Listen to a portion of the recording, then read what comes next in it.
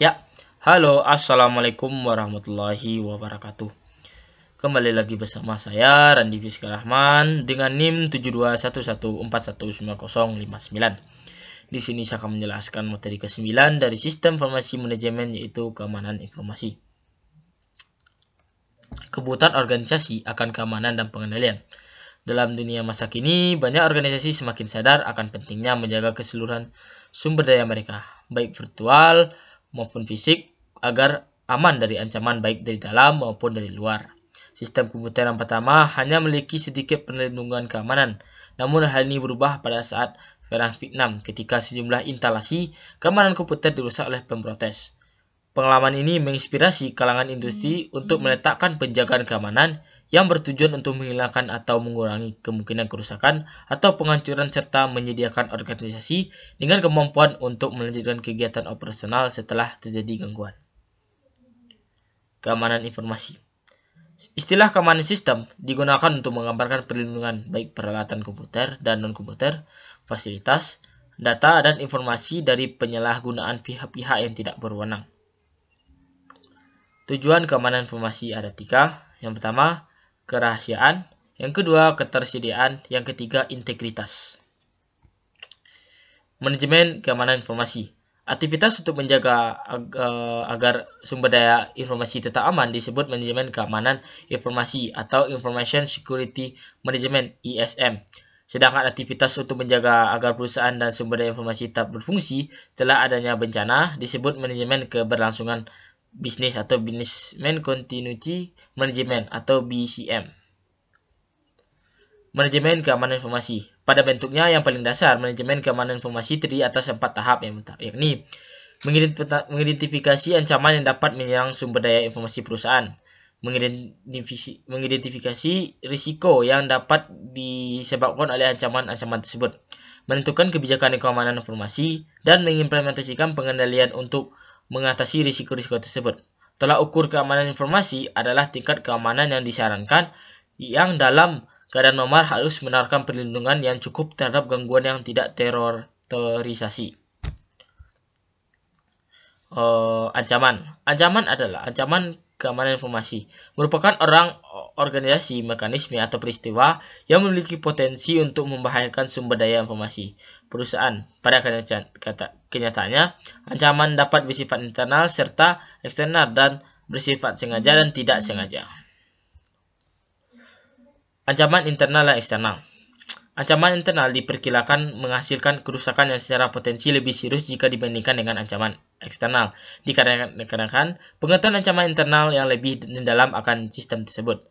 Ancaman eksternal misalnya perusahaan lain memiliki produk yang sama dengan produk perusahaan atau disebut juga pesaing usaha.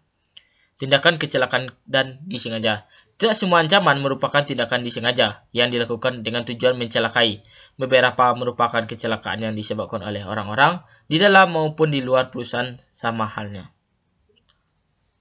Jadi jenis ancaman. Yang pertama, virus adalah program komputer yang dapat mereplikasi diri sendiri tanpa diamati oleh si pengguna dan menempelkan salinan dirinya pada program-program dan bot sektor lain.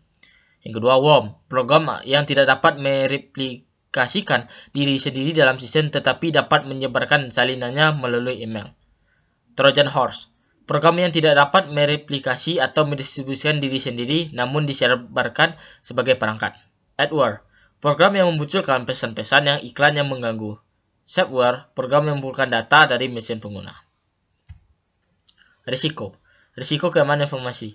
Information security risk didefinisikan sebagai potensi output yang tidak diharapkan dari pelanggaran keamanan informasi oleh ancaman keamanan informasi.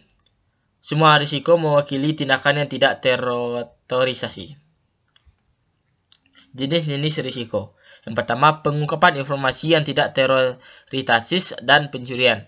Yang kedua, penggunaan yang tidak terorisasi. Yang ketiga, penghancuran yang tidak terorisasi dan penolakan layanan dan modifikasi yang terorisasi. Persoalan e-commerce. Kartu kredit sekali pakai.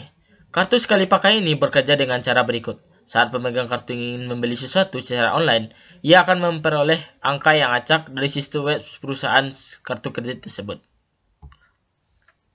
Praktik keamanan yang wajib oleh Visa. Visa mengumpan seluruh praktik terkait keamanan yang diharapkan perusahaan ini untuk diikuti oleh peritelnya. Peritel yang memilih untuk tidak mengerti praktik ini akan menghadapi denda, kehilangan keanggotaan dalam program visa, atau pembatasan penjualan dengan visa. Peritel harus yang pertama memasang dan memelihara firewall, memperbarui keamanan, melakukan enkripsi data yang disimpan, melakukan enkripsi pada data yang dikirim, menggunakan dan memperbarui peranti lunak antivirus, membatasi akses data kepada orang-orang yang ingin tahu, memberikan ID unik kepada setiap orang memiliki kemudahan mengakses data, memantau akses data dengan ID unik, tidak menggunakan kata sandi default yang disediakan oleh vendor, serta teratur menguji sistem keamanan.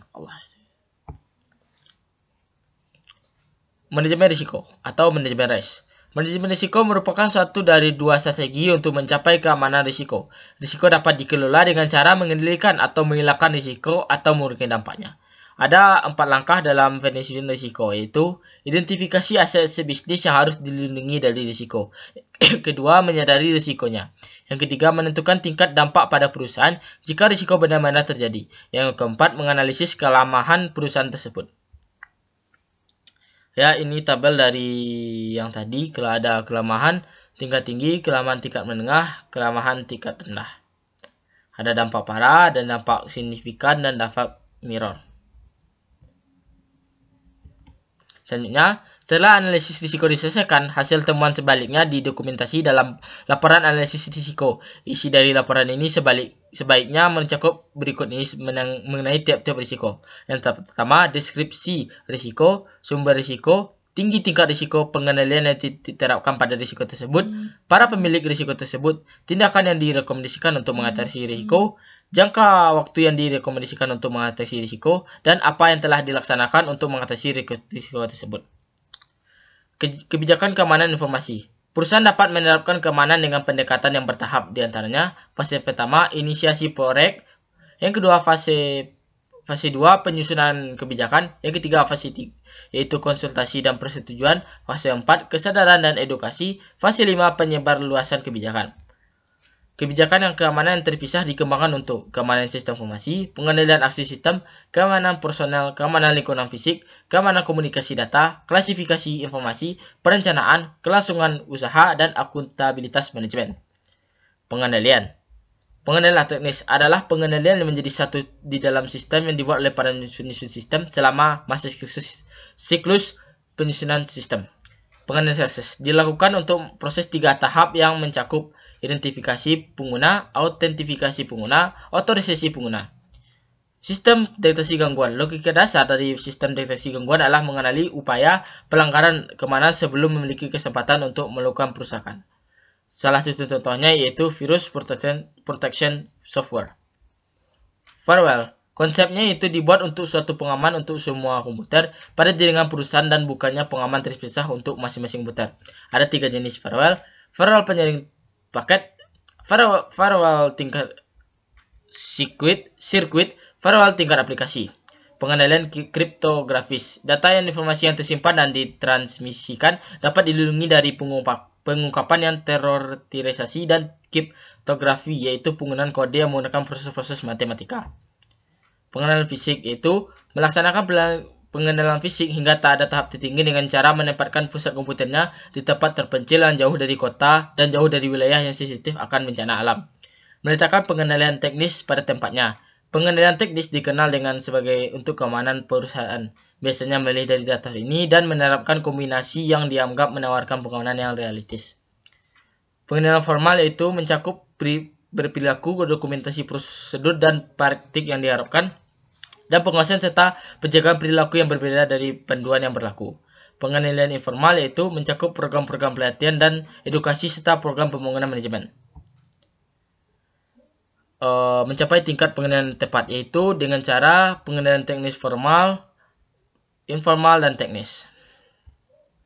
Dukungan dari pemerintah dan industri. Ada beberapa contoh yaitu BS 7799 Inggris, BSIT Baseline Protection Manual, COVID, GASSP ISF Standard of Good Practice. Peraturan pemerintah ada berapa di antaranya? Standar keamanan komputer pemerintah Amerika Serikat, Undang-Undang Anti Terorisme Kejahatan dan Keamanan Inggris, sertifikasi profesional. Ada beberapa contoh